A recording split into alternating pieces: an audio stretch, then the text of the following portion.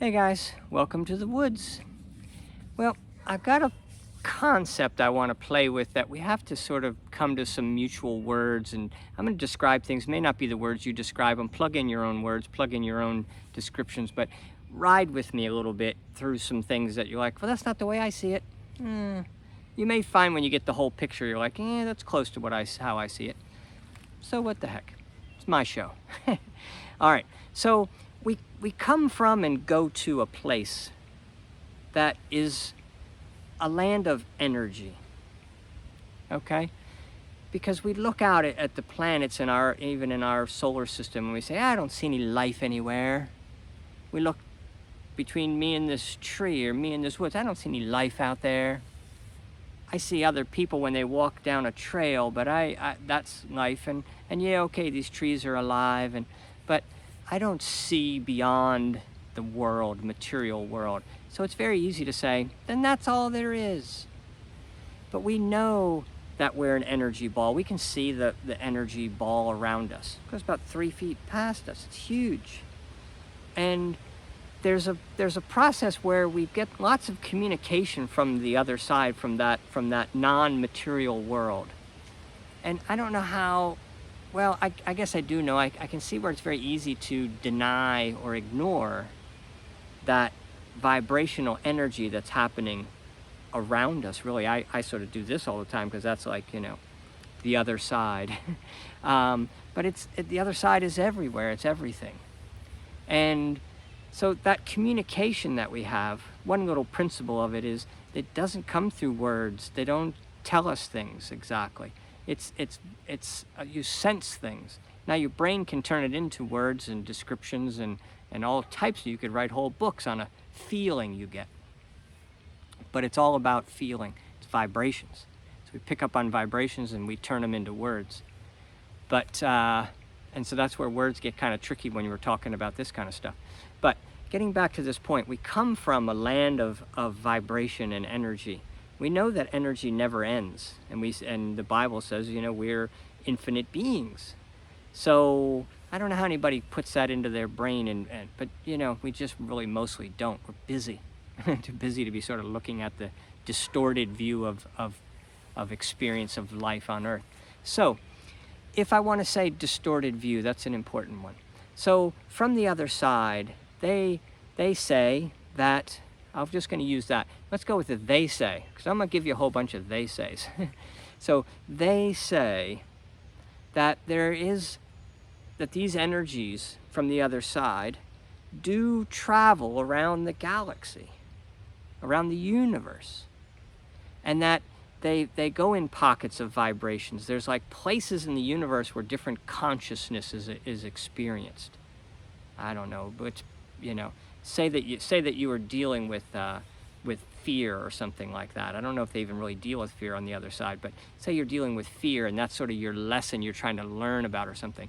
You could go to and around a planet that would be vibrating in the fear vibration, which is such a weird concept to play with. Words are totally not working for that, but that's sort of what they say.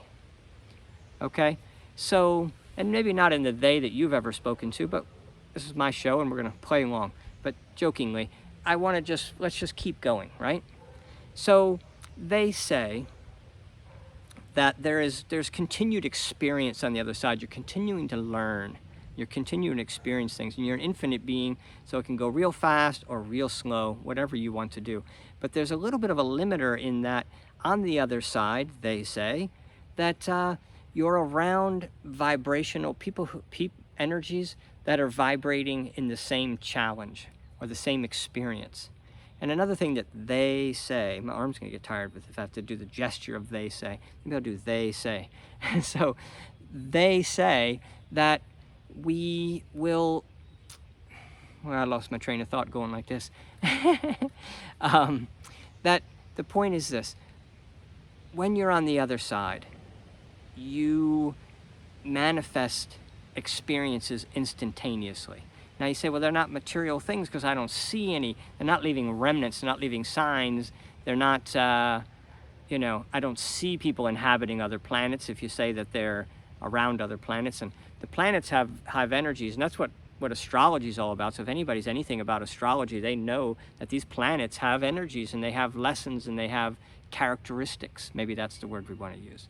There's characteristics of different planets, and you'll go to different planets for these different, experiencing these different characteristics. That's probably the better way to put it. So that's not really even my main focus. But the point is, I wanted to sort of keep opening up because I don't want to really get to my point yet. I will have a point here. So when you're thinking about the other side and you're an energy being, and so you're not creating material things, but more importantly than that, you're two more important things. One, everything happens instantaneously. You think about something, you're instantaneously there. You don't have matter to slow you down. Another important point, you don't have gravity and you don't have the illusion of time created by gravity. Okay? So it's an important point to keep in mind that this illusion of time slows everything down so much that you don't know who you really are, the power of who you really are. You don't know what an energy being who creates instantaneously is all about when he's in this distorted land of time. Now, you'd say, well, it doesn't seem very distorted.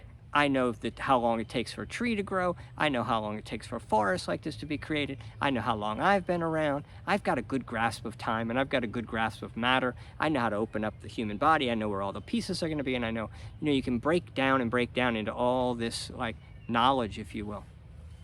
So the point I want to have us really mix into this conversation, though, is that we also know that we're an energy ball.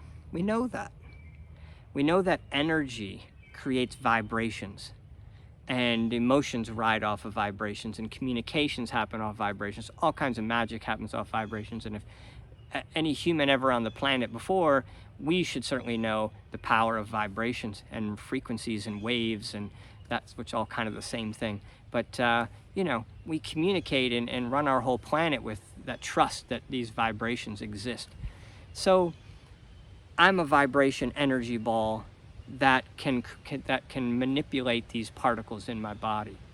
And that, here's another important point that we know we're 0.0001% solid matter. You could take this whole planet that you think is so like, this is matter, this is solid stuff, we can scientifically separate it into pieces and all that kind of stuff. You could shrink it all up and hold it in your hand. That's how big the planet is. It's just the particles. There's tiny little particles in us that are dancing around.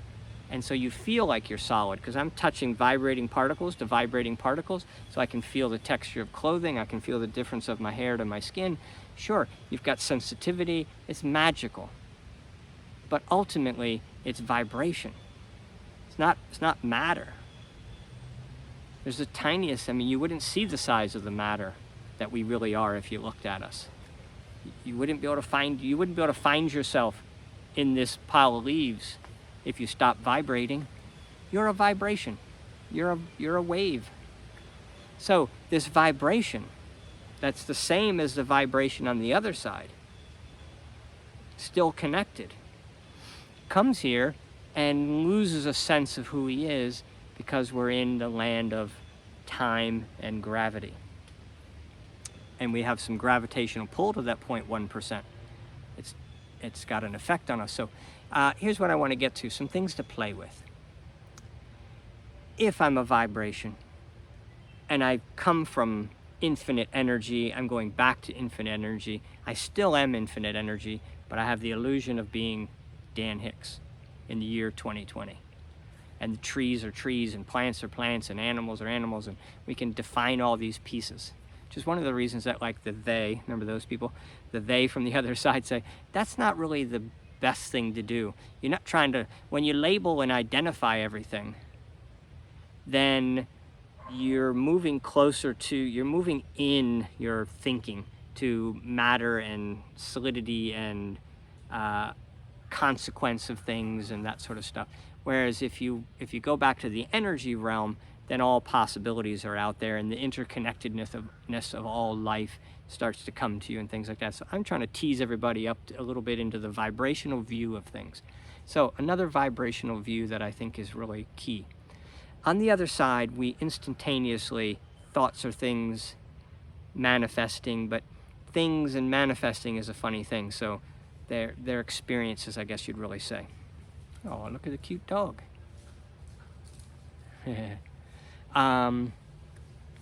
So the point is this: when you're in human life as a vibrational energy, we get to enjoy the journey of creating experiences. And I guess that's more what I would say. On the other side, you create experiences instantaneously. It's like when you're dreaming. When you're dreaming, there's no lag, and there's no sense of something not being real, right? I guess that's why dreams are really the better way to explain this. It's like the land of the dreams on the other side. Dreams seem very real. If you mixed a whole bunch of people into your dreams and people with common dreams were together, they would create some very real stuff. These trees seem real, but they're not. They're vibrating particles. If we didn't have the receptors to read vibrating particles, we'd have no concept of this planet. And if I was the density of real matter, you know, there is density out there that you could drop it through the planet, it would never know it even touched anything. It would just pass right through the planet. So there's weird science out there, spooky science, that's what Einstein used to call it. And there's a lot of things he understood that he didn't put into scientific things that we want to teach in school. But I don't know why we don't teach this stuff in school, because it's because these words, what am I teaching really now? I'm just sort of playing with an analogy, if you will. So let's wrap this piece up. So what about the fact that, let's just go to this, say all the other stuff is weird and who knows what you're talking about, Dan. But let's just say you're on planet Earth now, and it's about the journey. There's nothing that can happen to you. You're an energy ball. Nothing that anyone does to this body is going to have any effect on my energy, okay? And I came from an infinite energy, and I'm going to live this short little life, and I'm going back to infinite energy. So however you want to picture that, it's a short little life, okay? But we're here to experience something, but we're here for a journey, really. It's no big accomplishment. I don't know what anybody, if you really step back from planet Earth, what does it really need? Maybe it needs us to leave. But no, it's all part of the energy experience of planet Earth. And you could say, well, we're being harsh to the planet and things like that. Yeah, but that's such a simple-minded view of things. You don't really know who you are when you're making statements like that. We can change the whole experience on this planet in a snap. But a lot of the snap that's going to happen is, I feel, which is why I want to talk about these things, I think we need to move a little bit towards sensing and talking and feeling and being more about a vibrational being that we really are. Let's pull away the veil of disguising the fact that there is no vibrational energy. Einstein explained all this stuff a long time ago, but it's been explained from so many different angles. But we get so set on, not now, Dan, not time to be talking about vibrational energy and dreamy stuff. We got stuff to do. And I'm like, stuff to do? What? Well, I gotta make dinner. I'm hungry. All right. But anyway, we won't get into that, whether there's so much to do or not. But anyway, maybe only some of us anyway. Some will cook, some will cut down trees and make wood for fires, and some of us will be dreamy. But anyhow, so back to this journey part. If we're here for a journey, the journey is what we get by being in the land. This is what I really want to say. Let me say it right.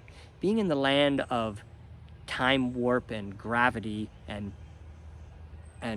dancing particles that makes it the human experience. The energy ball that we are gets to experience the journey. So your perfection, your sense of your being, which is perfect, has no fear of anything, has no doubt about anything, has no agenda for anything. It's just allowing me to be on the journey, and it's experience the journey. It doesn't have a preference. This is the important point, because I'm going to wrap it up in this minute. The important thing is there's no preference for this journey. You can come and experience whatever you want, and everyone else can experience anything they want, because you're an infinite, eternal energy being, energy ball. and you're going to continue on, and you came from continuing on, and you're going to do this again, or you're not going to do this again. Who really cares? But if you're an energy ball, maybe you got made, maybe you go back to energy soup and you came from energy soup and you're only yourself for one lifetime. What does it really matter? The point is, we know we're an energy ball. We know the particles that make us up are it's nothing. You would drop me and you would never find me again because I'd be so tiny. But it is life, and we get to create, and we get to experience, and we get to go the journey, and it's the time between things happening. We don't want perfection. We don't want everything to be, we don't want everything right now. And here's my culminating point. If I had everything I'm dreaming of right now, what would change? I wouldn't feel any different. My emotions would still be the same. I might be complicated life. I might have come in on a helicopter and go back out on a helicopter, but I still would have my emotions, my fears, my desires, my weirdness, my quirks, my insecurities, it would all be the same. I'd be the same with everything I've ever desired right now. It'd be bigger than this, right?